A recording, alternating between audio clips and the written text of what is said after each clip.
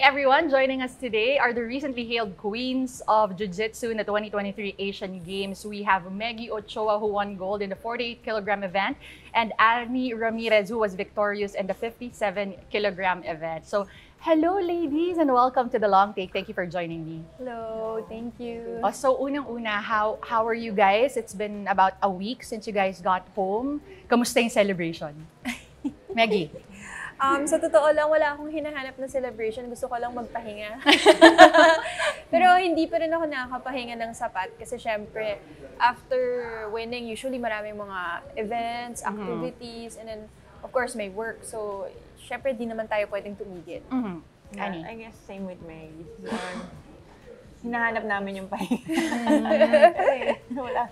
But of course, the reason why there's so many events is people are really happy and you're celebrating your success. But what about time with family, friends? Medyo nakabawi ba ng quality time? Konti. Like, when I got home Monday night, my brother came home from Bacolod, tas parang sinurprise niya yung parents ko, and then nag-dinner kami. And then yesterday, I was able to spend time with my siblings na actually months in advance nila sineto. Wow! Kasi parang medyo mahirap kami makompleto kasi nga palagi ako wala.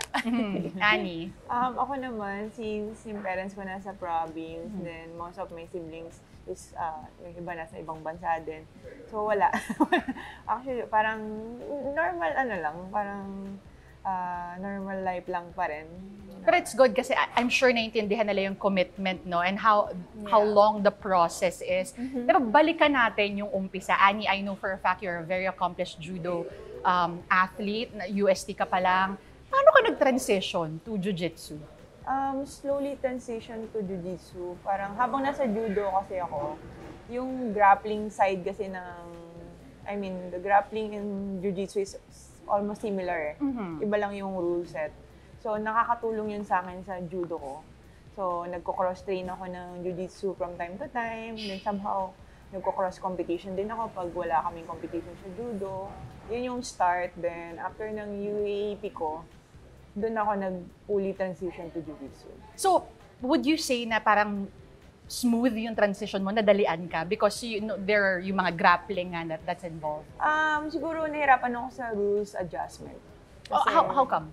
Mag-iba kasi yung rules ng judo sa jiu-jitsu in terms of kumbaga parang may mga disadvantage position sa jiu-jitsu na somehow advantage sa judo, which is na kasanayan ko.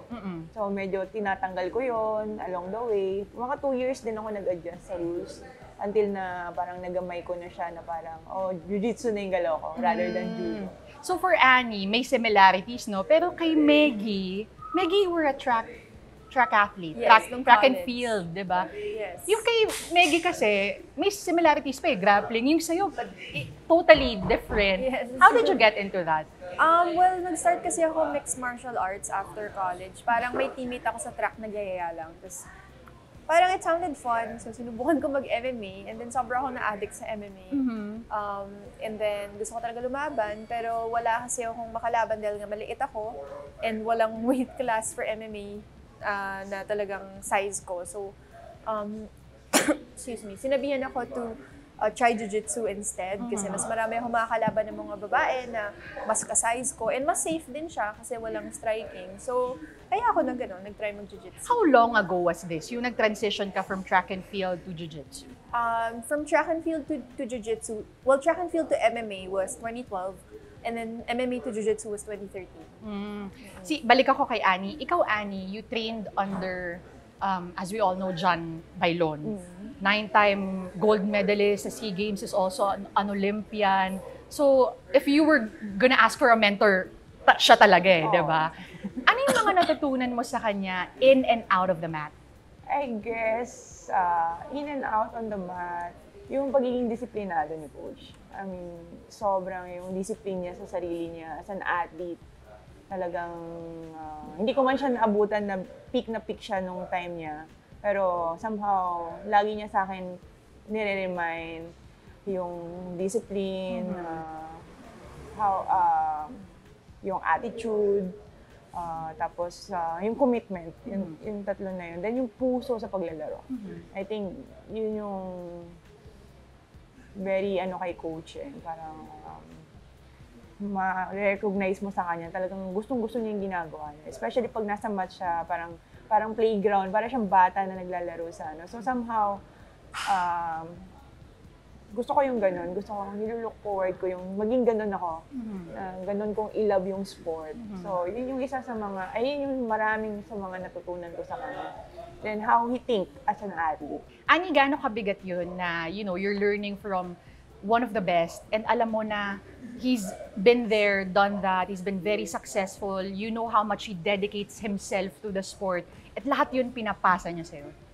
Siyempre mabigat. Kung somehow, nandun din yung na, kaya gusto ko rin mag-deliver ng maganda kasi siyempre, meron akong coach na gano'n, expectation din yun sa akin as a part of being an athlete niya, di ba? So, pero somehow, I feel lucky na to be under him, na may guidance nga. O parang yun nga, napagdaanan niya lahat yung pinagdadaanan ko ngayon At somehow, siya yung nagiging gabay ko para mag-stay on the ground. Kasi siya yung reminder lagi. Kumbaga, marami na siyang napag-try and error Kumbaga parang may magandang guide na ako. So, mabigat na. In the same time, happy ako na somehow na parang nababalik ko yun.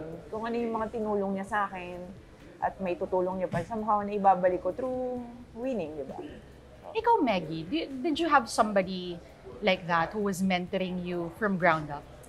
Sa akin kasi, marami akong coaches Parang hindi yung isang tao lang. From the time nung white belt ako, medyo mas nasa MMA pa kasi ako noon. So yung mga MMA coaches yung mas talagang nakatutok sa akin noon. And then, nung nag-blue belt ako, dyan ako mas nag-transition. Well, actually, nung white belt ako, meron din palang, parang siya yung sa techniques talagang sa kanya ko nakuha lahat, si Ralph Go. And then, nung nag-blue belt ako, I started working with Carlo Peña. And then, parang mas Carlo and Ralph talaga yung dalawang kasama ko all throughout my journey. And then, syempre, nung nag-training camp din ako sa US, andyan din yung Galvao, si Professors Angelica and Andre Galvao. Since white belt kasi nagpupunta na ako doon. So every year, pag nag-training camp ako for IBJJF Worlds, sila yung talagang mas nakatutok. And kaya yun, talagang sa akin parang more on combination ng maraming mga coaches yung talagang nagbigay ng effort and ng attention. Kahit yung techniques ko parang combination din ng mga iba-iba. I was gonna ask that. Kasi of course si Annie, I'm sure, di ba, may mga coaches from college all the way up and then we have Mr. John Bailon. Yung iba-ibang techniques, yung iba-ibang advice, gaano naman ka-complex yun? Or how did that change the dynamic of how you were thinking and how you were trying to find your own style? Sa akin, I think, I see it as an advantage actually. Kasi parang naging mas malalim yung understanding of jiu-jitsu because it came from different perspectives. Yes. And then, pati yung variations of techniques, yung guard ko galing kay Ralph, yung top ko galing kay Carlo, parang siya. And then yung si Professor Andre naman, siya yung malaking example as an athlete and even a leader and a coach, pati si Professor Angelica, the way they run the entire association of ATOS all over the world. So parang from the leadership, even motherhood kay Professor Angelica, sobrang dami ko kasing natutunan and parang mas lumalim, mas lumawak yung knowledge, not just of the sport, but actually of different aspects of life. Pero ang ganda, kasi ang dami niyong pinagbubunutan. And I'm sure you two learn from each other as well. Yes. Sige, puntahan naman natin yung journey niyo to the national team. How did you get into the national team? Sino ang nag-invite? Sino ang naghatak? Annie, go ahead. Ako, I guess isa ako sa mga oldies na national team. Not by age. OG. So, nag-start ang national team around 2015 or 16. I mean, officially, it was 2016 yung 2016 yung first official. Yes, as a team talaga. As a team talaga, na may NSA na kami. So, nagkaroon ng trials, naglaro ako. Syempre, sabi, sino bang hindi gustong maging part ng national team, di ba? So, since yun yung protocol, kailangan maglaro ng national trials and manalo, and to be included to national team then, and the rest is ito. What about you, Meg? Same naman. Although medyo nauna si Annie kasi may competition silang sinalihan noong 2014 to represent the Philippines. But wala pa talagang national team noon. Parang medyo unofficial na team kasi wala pang NSA. Pero nung sabay kami pumasok actually ni Annie, sabay yung trials na sinalihan namin. And then 2016, sabay din kami lumaban sa first competition, yung Asian Beach Games, as part of the national team officially. Oo, noong 2016. You know, they say, no, for any athlete in any sport, the highest honor would always be carrying the flag.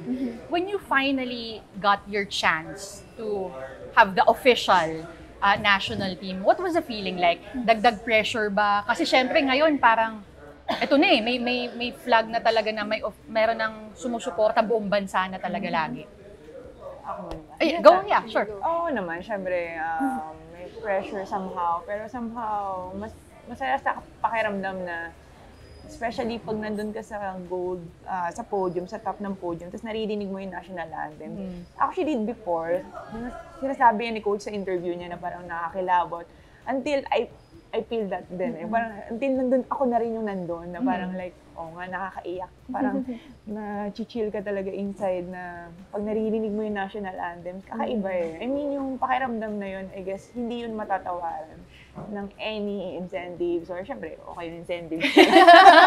Pero syempre, yung love mo nga dun sa sport, at the same time, dun sa bansa. Nung nandun ka, for you both, pag tumataas yung flag and you hear it, may goosebumps ka. Ano yung tumatakbo sa isip nyo? Because I'm sure you stare at the flag as it goes up, you're singing the national anthem, pero ano yung tumatakbo sa isip nyo? Maggie? Sa akin, yun nga, sobrang, actually maraming emotions eh. Mahirap siyang i-summarize with just one. Sige, lahat ng emotion. Andiyan yung pagmamahal. Kasi syempre, yung pagmamahal sa bansa mo, pagmamahal sa Diyos, pagmamahal sa lahat ng tao na nag-contribute dun sa journey mo.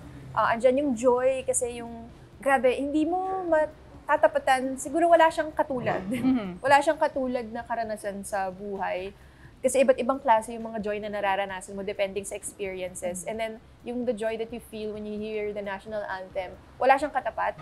Kasi, I'm not saying na siya na yung pinakamalalim na joy kasi, let's say, iba yung joy na manganak, iba yung joy na ikasal. Iba yun. Pero, sobrang unique niya. And then, syempre, nandyan din yung gratitude. Yung gratitude dahil pasasalamat na nabigyan ka ng privilege na ganun para ma-represent yung bansa mo, ma-represent yung Diyos, ma-represent yung team mo. So, parang, ayun, parang umaapaw lang. Meron bang point, because I know you talked about different emotions, pero meron bang point na parang nagbablanko? Because it's just surreal. Wala naman. Ako wala naman. Sa akin, hindi blanco eh, pero more on overwhelming. Parang hindi siya blanco, parang sobrang dami niya. Okay. Ganun. Na parang you just stare at it talaga as it goes. I mean, at the flag. Tapos parang halo-halo na talaga. Yeah. And, you know, I'm sure this happens because of all the sacrifice, lahat ng dedikasyon, di ba?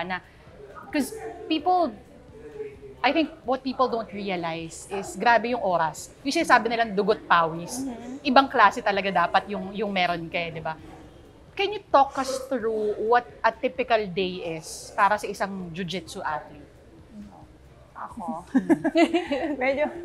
medyo ano nga talaga. I mean, I agree with the time consuming talaga siya. Ako personally, hindi ako nakapag-spend time with my family. Most of all year round. Kasi parents ko nga nasa province, most of my siblings, I mean, may mga pamilya na rin. So yun. So yung time ko sa training is 2 times a day, 6 times a week. Diba? So, then, lagi kong first priority yung mag-training rather than pumunta sa mga social gathering, sa mga ganon, or even family occasion. Christmas lang yung exemption doon. Pero yun nga, kapag parang yung dedication mo and commitment mo doon sa ginagawa mo, kailangan solid. Para may idea yung mga nanonood sa atin, no? When you say twice a day na training, ilang oras yun sa umaga, sa gabi? Gano'ng kahaba yun? Sa morning, mga 1 hour and a half. or 2, ganun. Then sa gabi, mga 2 to 2.5 hours. Ano yun, may puro math or meron din ba kayong outside training like cardio, running around, weights, may ganun mo? Yung sa akin, math time lang yun. Then, another extra minutes for the weights, ganun. Pero sa'yo na yun. Sa akin na yun. Kumbaga extra workout mo Extra. na yun. Ikaw, Meggy, how does the day look like? Sa akin, ganun din eh, halo-halo. Actually, yung routines ko, iba-iba siya per day. Depende sa schedule. Kasi kami ni Annie, parehas kami may turo din.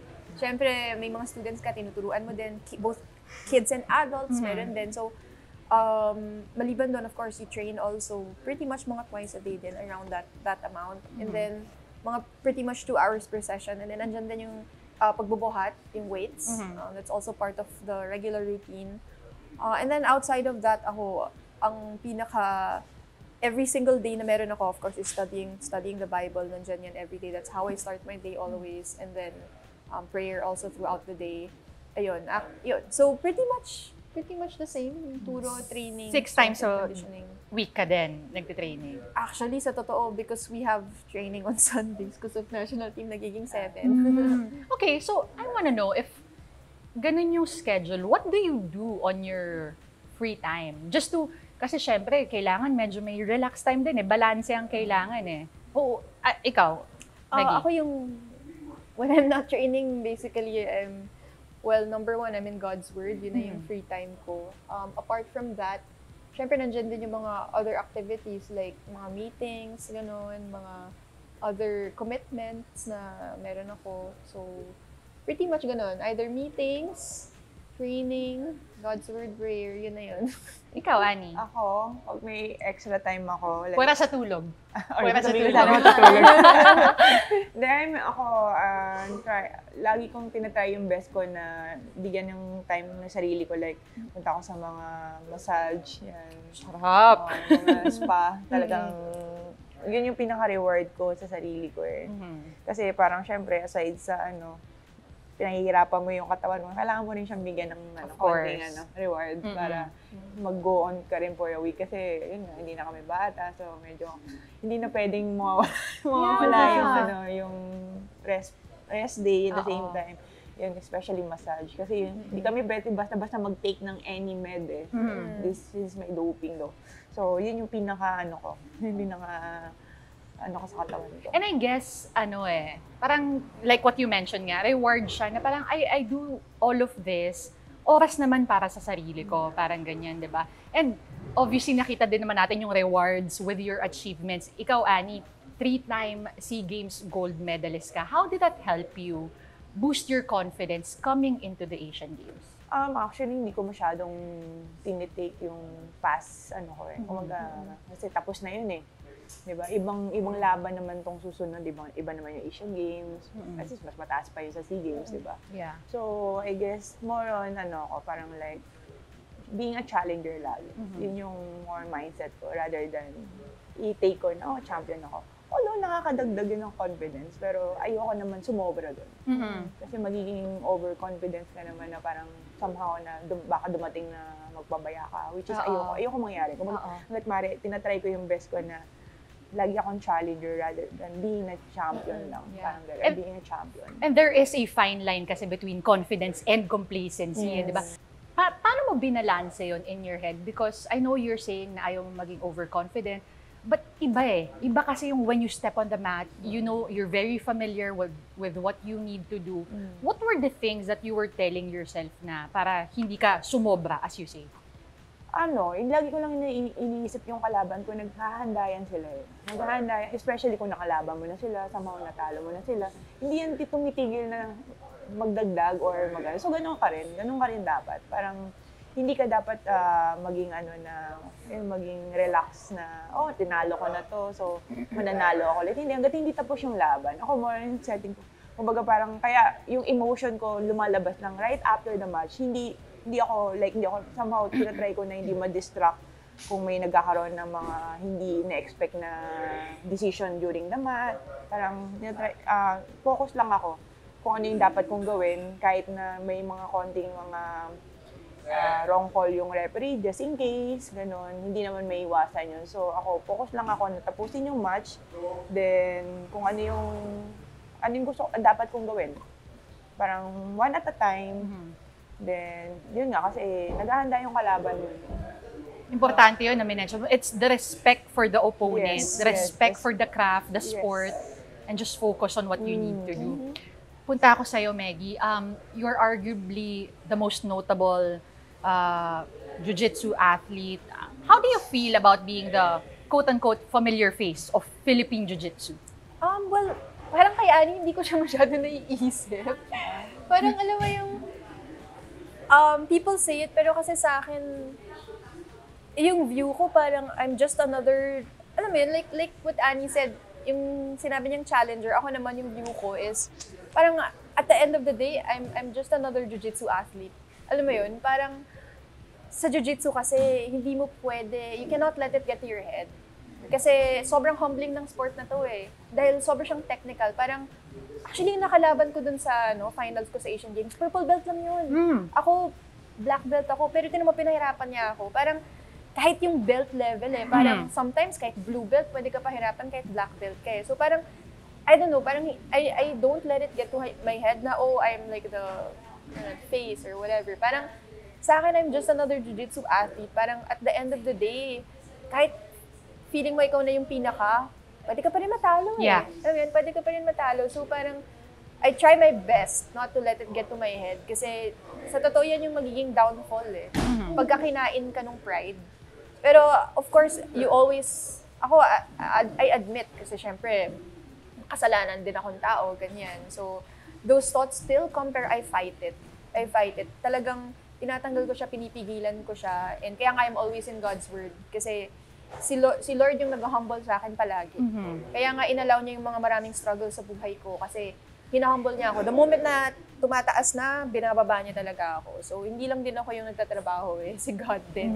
To keep me in my place. Pero Meggie, I know you have a very, very good relationship with the Lord. But ikaw, sa sarili mo, because when you come into the mat, there has to be a sense of pride. You have to, because you have to believe in yourself, di ba? But you talked about humility. How do you find that balance between the pride that you should have as well and the humility that's also vital? Sa akin kasi hindi pride yung, ayokong magkaroon ng pride, sa totoo lang. Sa akin, it's trust. Trusting in the Lord. Yun talagang number one ko. Kasi kung ano yung strength na meron ako, whether it be on the mats or even outside the mats, sa kanya yun galing eh. Parang ayokong talagang isipin na sa akin yun. Kasi I give Him all the credit for everything that I have in my life. Anything na good na nakikita ng tao na meron ako, any achievement, lahat yan, siya yung may gawa niyan eh. So para sa akin talaga, I just point it all back to Him.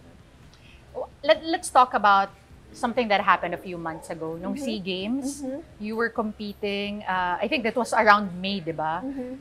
You suffered an injury, you had to settle for a silver medal. Yes. How was it like for you going through that recovery phase, knowing na yung Asian Games, mas mabigat, mas matindi yung mga kalaban, and that was like 4 or 5 months away? Yeah, so syempre hindi siya naging madali kasi I wasn't able to train properly for actually a few months. So May, June, and the first half of July, hindi pa ako nag-full sparring na full effort. Nakafocus ako sa rehab and strengthening my leg. Hindi siya naging madali, pero kasi again, like I said, tiwala eh. Parang I was trusting in the Lord kasi I know na this is the path that the Lord wants me to take. So, alam ko na even if I can't, He can. Kasi Diyos siya eh, di ba? So, nag-trust lang ako dun sa process. And alam ko na all I can do is give my best eh. Mahirap din ilagay yung pressure sa sarili mo na hindi, kailangan mag-goal. Parang, I have to perform, ganyan. Kahit may injury, kailangan ko mag-perform.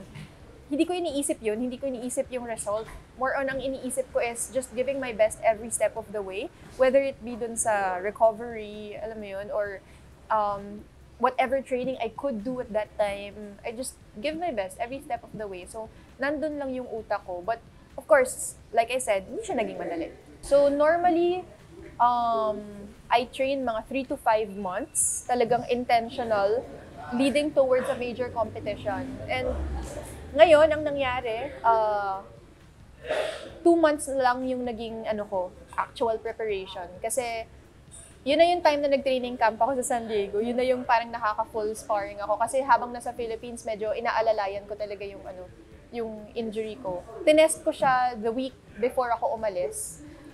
Pero sa totoo lang, yung totoong training is doon na siya nangyari. Sa San Diego talaga. Dumaan lang kami doon sa proseso. And parang yan lang yung pwede eh. So, hindi mo siya pwede pilitin eh. Kasi kung pilitin mo, baka magkaroon ka ng career-ending injury eh. Alam mo yun? So, hindi mo talaga pwedeng pilitin. And yan yung natutunan ko din. Dati kasi matigas yung ulo ko. Kaya nga ngayon nagsuot ako ng dress eh. Kasi may injury pa ako. Parang hindi na ako ma-tempt mag-training. So Annie, si Meggie sa San Diego, ikaw naman sa Japan. Kwento mo naman sa amin yung training in Japan and how that helped you as you prepared para sa Asian Games. Syempre, pinili ko yung Japan for, parang like, dahil somehow, gusto kong i-balance yung health and and training. Kasi syempre sa Japan. Aside sa mental yung sa food kasi syempre since Japan healthy in terms of food. At the same time, pwede rin ako mag-hard training ko para may balance out ko siya. Sa US kasi medyo malaking serving, so miss ko din yung Japan. So ano yung mga kinakain mo sa Japan? Puro sashimi. Kasi yun yung meron sila na hindi ko somehow makukuha dito sa atin. Yung freshness ng fish. Ay, mga ramen, yung mga mabigat.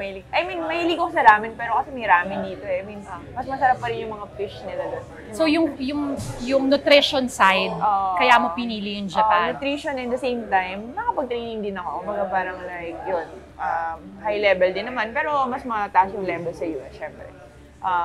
Then sa same time, kinonsider ko din yung time difference. Since China lang naman yung competition. So syempre, may mga factor yun eh. May adjustment yun eh. Di ba? So, kinukonsider ko din yun na parang, kasi babalik ako dito sa Pilipinas mga 1 week na lang eh.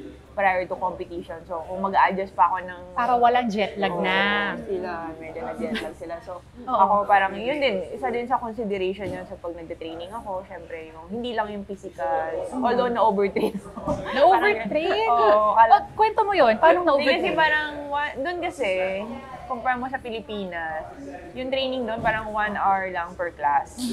Pero marami silang classes na Since 1 hour lang, parang nagigilty ako na mga 2 session lang. Parang hindi ko, parang 2 session, 2 hours lang yun.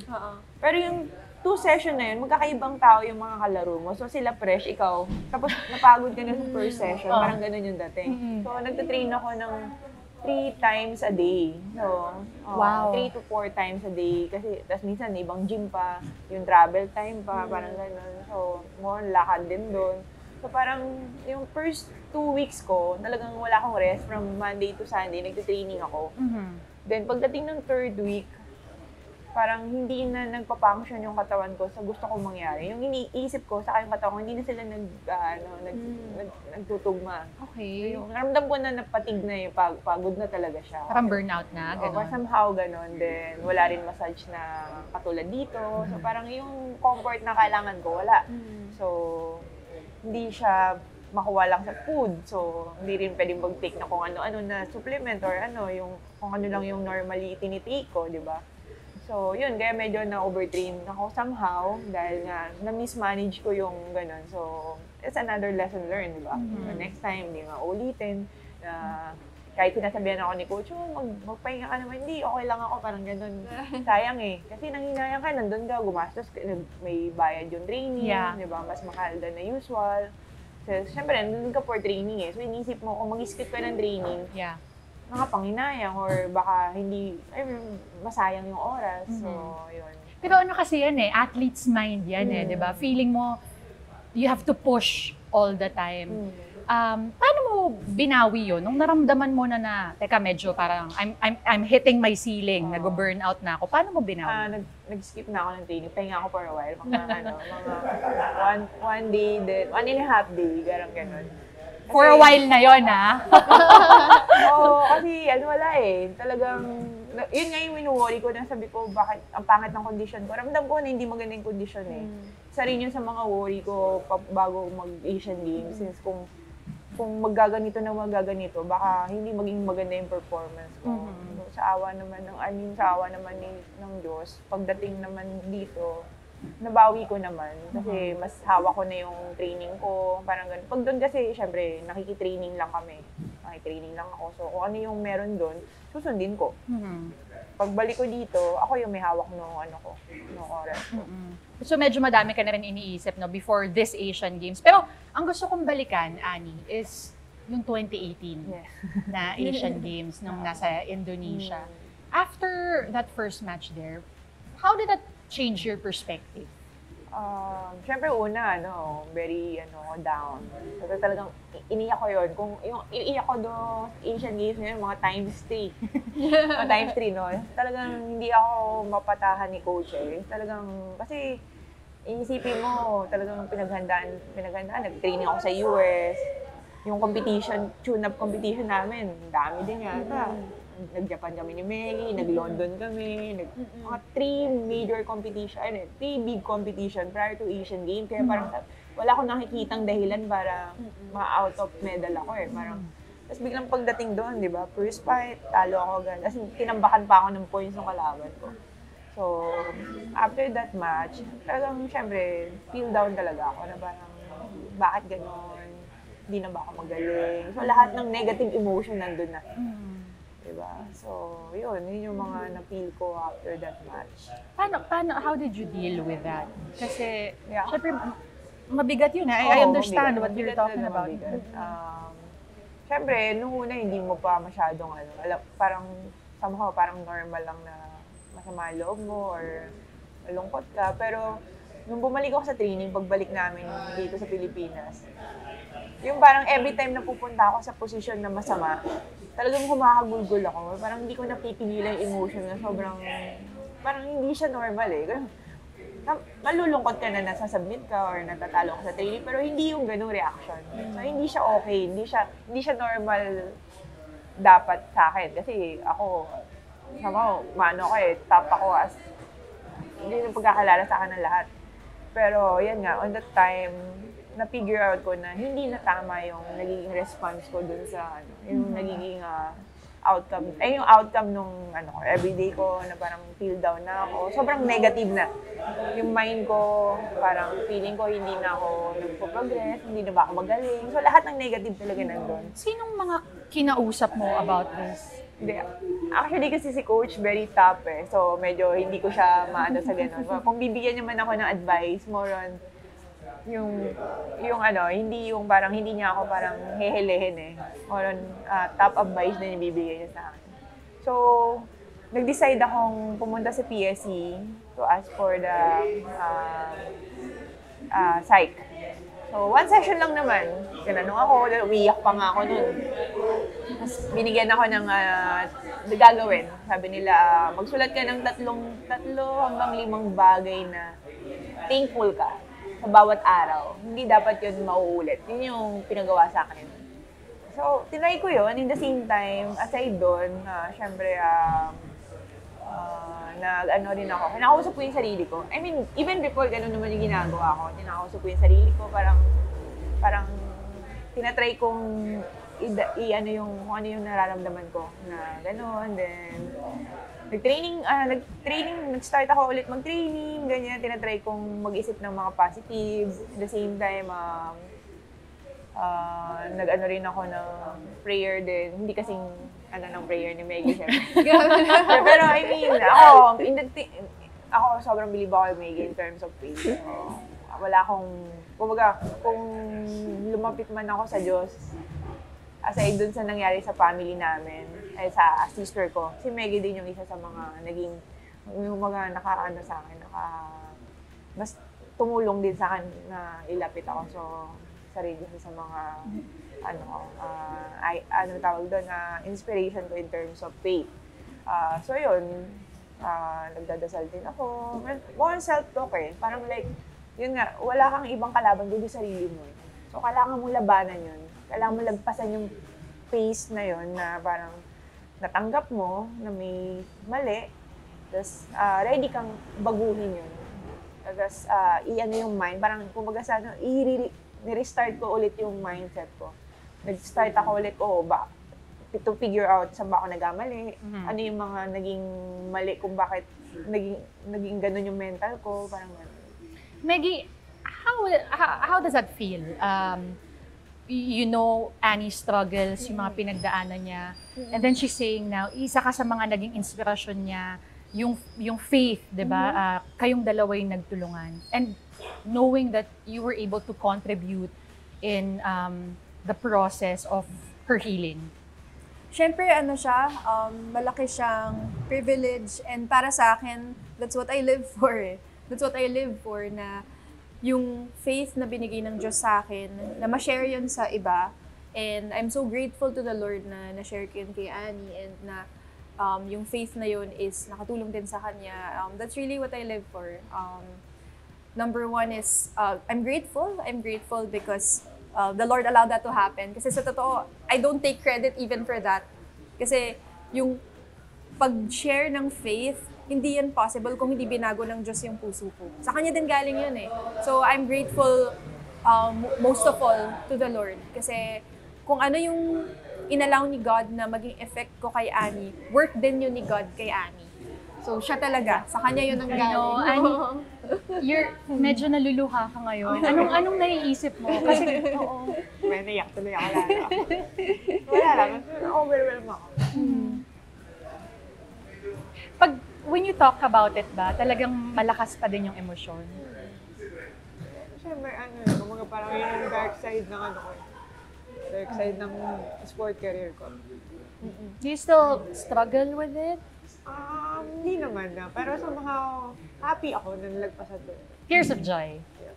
Okay, we love that, tears of joy. Siyempre, goosebumps na siyempre. Pero usapan natin yung faith ni Mary. Hindi, feeling aside. So, sobrang laki ng impact nung ni Mary. Whenever, naglalaro kami, especially pag magkasama kami, malaki yung nabubuhos ni Mary in terms of paniniwala ko kay Lord. Tsaka, I'm sure, Annie, you waited 5 years eh. Yes.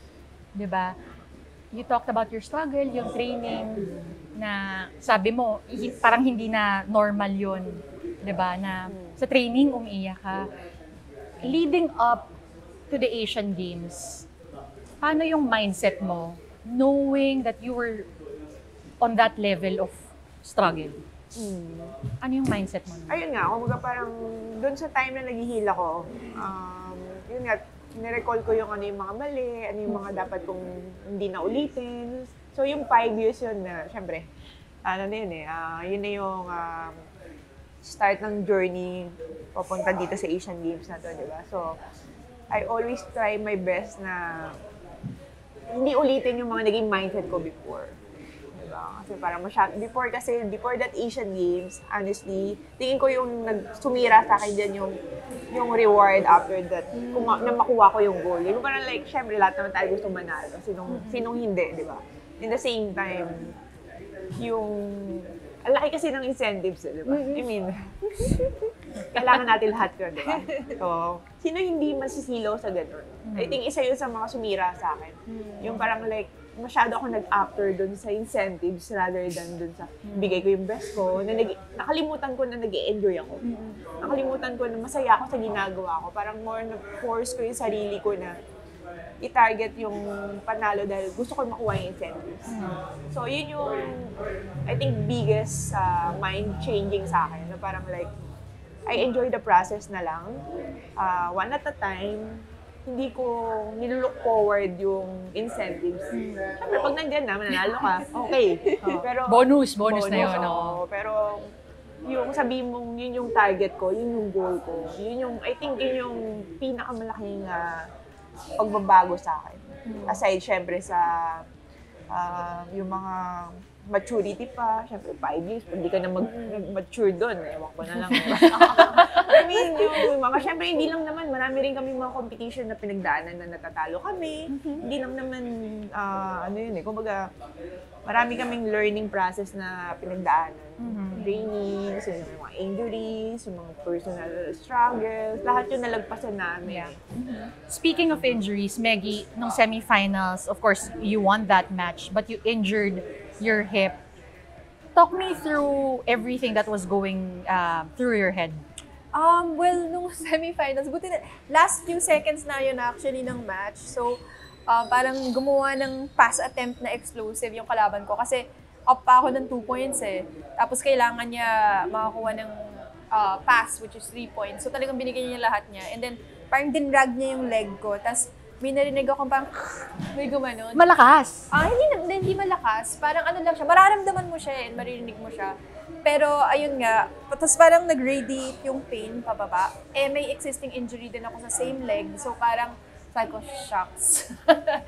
Parang, pero hindi, sabi ko, hindi, titiisin ko to hanggang matapos. Tapos, after nun, syempre hindi ko pinapahalata kasi alam ko nanonood din yung mga kalaban ko. So, kailangan ko mag-walk na normal kahit na masakit.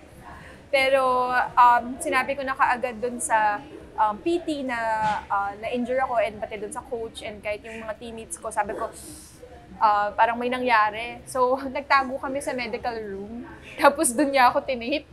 So, tinape and then nag-painkillers ako para makamove forward ako dun sa finals match. Pero sa totoo lang, kahit may painkillers, ramdam ko talaga yung pain. Pero, like I said, trust.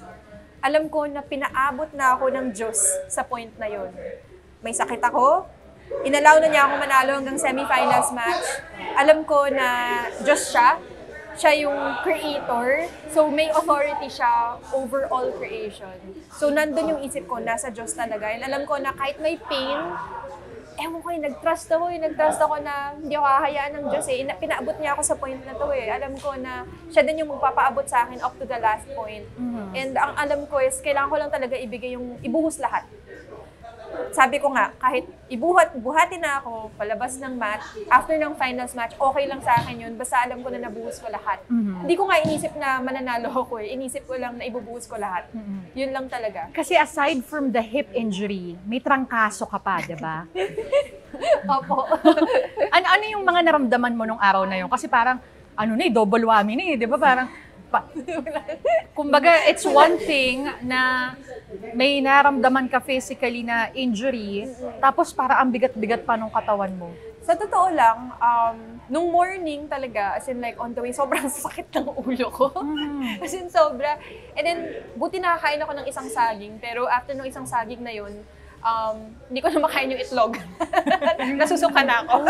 So, sinabihan ako nung team doctor, si Doc Gadi, na uminom ako ng paracetamol. So, nag-double dose ako and then painkillers din para hindi ko maramdaman yung sakit ng ulo. And so, gumana naman yung gamot, thankfully. And nung first match ko, hindi ko naramdaman yung pagod. Sabi ko, wow, God, ikaw to. Kasi kahit sa normal competition, first match pa lang, mararamdaman mo na yung pagod. Di ba? Yung arms mo. Pero sabi ko, bakit ganito?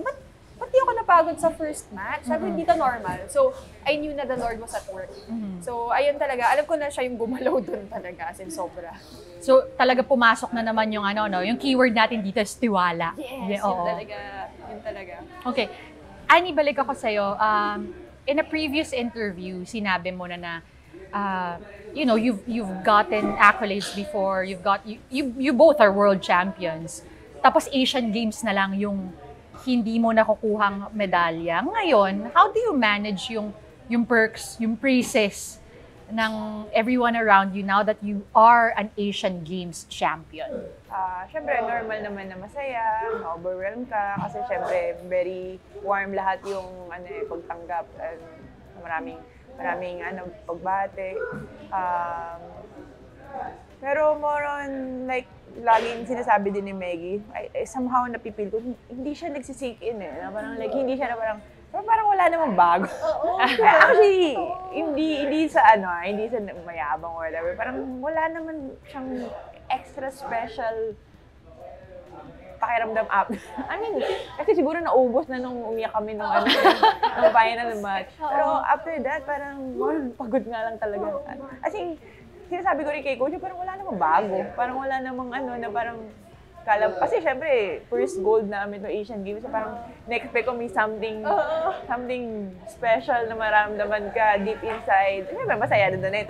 Although tapos na kasi yung di ba, after the emotion. Okay naman, parang ganun pa rin. Parang balik pa rin kami sa dati namin gagawin. Magtuturo, magte-training, mag-heal ng konti dahil may mga konting injuries, di ba? So, other than that, parang ganun pa rin eh. Wala ako na masyadong napipil na wala naman lumabas sa akin na something. But of course, yung significance kasi, transcends beyond even your team, di ba? What do you think this win, for the both of you, does to the whole jiu-jitsu community? Para sa akin, yung significance is even beyond the jiu-jitsu community. Kasi andyan na yung sa government. Kasi syempre, may kita nila na malaki yung potential ng mga Pinoy sa sport na to, di ba? So, sana mas bigyan pa ng more support. And then, andyan din yung private sector na sana makita na nila worthwhile na investan yung sport na to. Kasi kung gusto nila ng maraming medalya sa mga multi-sport competitions, then this is definitely a sport worth investing in. And nandyan na rin yung general public na somehow makilala man lang nila what jiu-jitsu is. Kasi usually, pag tinatanong kami, ano yung jiu-jitsu? Karate ba yan? Or taekwondo ba yan? Kasi parang, hindi, jiu-jitsu nga. So sana ngayon naman, malaman na nila na jiu-jitsu is actually a sport in itself and maging familiar siya sa pandinig ng mga Pinoy and sana ma-interest din sila na mag-jiu-jitsu din. Para sa'yo, Annie, ano yung epekto nito sa jiu-jitsu naman, community? Parang sabi na natin, Maggie. Ayun nga, ako mas naging makilala siya lalo, in the same time na isa positive sa community, support, kasi yun naman yung medyo kailangan din talaga namin. Let me touch on that. Yung suporta na sinasabi nyo, does this kailangan ba natin ng mas matinding grassroots program? Ano ba yung suporta na kailangan ngayon ng jiu-jitsu? I guess syempre importante yung grassroots kasi yun yung susunod eh. Kasi mga ilang years na lang din naman kami dito, or di ba? So, kailangan talaga ng grassroots para susunod. So, yun, kailangan din ng support for them. At the same time, yung existing din. Kami na existing din, kailangan din namin. I mean, we have support naman from the government. Pero I guess, kailangan pang marami pa rin kailangan na I mean, kung i-compare mo kasi sabi nga ni Maggie, yung isang bansa na kasabay nila, UAE, hindi ko nang kwento kung ano yung meron sila. So, nandun, sa training camp nila, meron silang, mga doktor, nutritionist, kami, pag lumalabas kami, walang ganun eh. Diba? Pero, so, alam naman natin na medyo mahirap yun kasi hindi tayo kasing yaman ng mga bansa na yun. Pero, I guess, we can do that pag binigyan mo talaga ng support yung existing national team and the same time yung mga grassroots para may isang path na siya. Well, hopefully, ito na nga yung isa sa mga susi, no, para madagdagan yung kailangan, yung suporta. Maggie, let's now talk about your advocacy. You've been very vocal about it. It's about child sexual abuse. What inspired you to start that? And how do you relate that to your sport?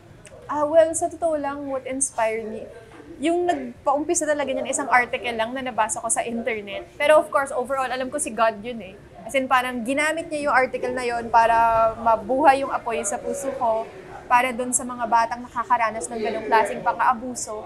And then, parang, after kasi nung mabasa ko yung article na yun, parang, yung naisip ko is, anong ginagawa ko sa buhay ko? That's how it affected you. Talagang Lord, bakit mo ako nilagay sa jiu-jitsu? Tapos nangyayari ito sa mga bata ng mundo. Parang, I kept asking questions eh. And actually, yung question of purpose, tinatanong ko na yun bago pa mabasa yung article na yun eh. Si God yung naglagay ng question na yun eh. Kasi that question actually led me to the Lord eh. Kasi alam natin na yung purpose of man is to bring glory to the Lord. And nilead niya ako dun sa answer ng question na yun, which is to bring glory to the Lord. And yung advocacy ko, which is fight to protect, yung related to child sexual violence, that also brings glory to the Lord because it expresses His love for those who are vulnerable. And yung relation niya dun sa sport ng jiu-jitsu, kasi the Lord allowed me to be in this sport, to develop the skills, to win those achievements, para magkaroon din ng boses, ng platform, And nakakatulong din yun, number 1, sa pag-raise ng awareness. And then number 2, yung mismong sport nakakatulong siya sa rehab ng mga bata, sa pag-recover nila galing sa trauma nila. And maybe someday, yung mga batang to, pwede rin silang ma-develop into champions. Kasi doon naman talaga nag-umpisa yung Fight to Protect eh. Just sharing the sport with these kids. Hanggang ngayon, may kids pa rin ako na tinuturuan. Although bagong batch na ng kids. Kasi yung kids from shelters, minsan nalilipat sila sa iba, nababalik sa pamilya, and not all of them continue. Ngayon, yung bagong batch, I believe na meron talaga dito na super committed talaga sila sa jiu-jitsu, and actually magko-compete yung isa next week. Oh, so, nice! Sobrang excited ko kasi yun na nga, itong kid na to, talagang siya yung super committed talaga siya. As in, basta, mararamdaman mo sa isang bata pag talagang siya mismo yung may gusto. Hindi lang siya yung for show, hindi lang siya yung tipong dahil lang ginagawa ko, kaya niya ginagawa. Itong kid na to, talagang nakikita ko na siya mismo gusto talaga niya. And as somebody who's been there, who's shown the same dedication from kayong dalawa, madaling makita eh. Yes. Kung sino yung gumagawa din Makita ng mo. parehas na bagay. Okay, last question for the both of you. Where do you see yourselves and the Philippine Jiu-Jitsu as a sport in the next 5 to 10 years? Annie? Ako muna, nakikita ko sa sarili ko, siguro naglalaro pa rin ako jiu-jitsu. Kasi hindi naman natin alam kailan kami magre-retire kasi ang jiu-jitsu naman hindi siya by age. Even though nasa 32 na kami ni Maggie, 32, 33. Until the wheels fall off talaga. Yes. So, hanggat kaya ng katawan, kaya ng utak, hanggat yun nga yung will ni God para sa amin, di ba? Tuloy-tuloy lang. About sa jiu-jitsu naman sa Pilipinas, I guess mas lalaki pa kasi yun nga, kumbaga parang as we progress din, na somehow we affect the community eh. So, yun nga, I mean, we're more looking forward na mas maraming babae, mas marami pang bata yung ma-encourage na mag-jiu-jitsu. Maggie? Ako, 5 to 10 years? Yes! Ay, bye.